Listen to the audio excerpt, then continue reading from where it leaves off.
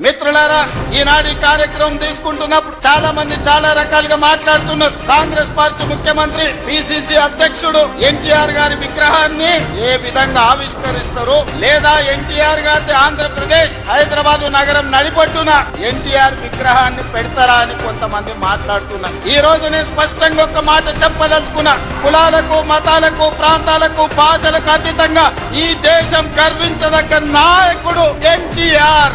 ఆ ఎన్టీఆర్ స్ఫూర్తి హైదరాబాద్ నగరం నడిపట్టున వారి స్ఫూర్తితో పరిపాలన అందిస్తున్న మా ప్రభుత్వం అమీర్పేట్ చౌరస్తాలో మైత్రి వనంలో ఈ దారిలో వెళ్లే ప్రతి వాడికి ఒక స్ఫూర్తిని నింపడానికి ఈ రోజు వారి విగ్రహాన్ని ఇక్కడ మేము ఆవిష్కరించుకున్నాం. ఒక ముఖ్యమంత్రిగా ఎన్టీఆర్ విగ్రహాన్ని ఆవిష్కరించడం అంటే నాకు జీవిత కాలం గుర్తుండిపోయే ఒక మధుర సంఘటన.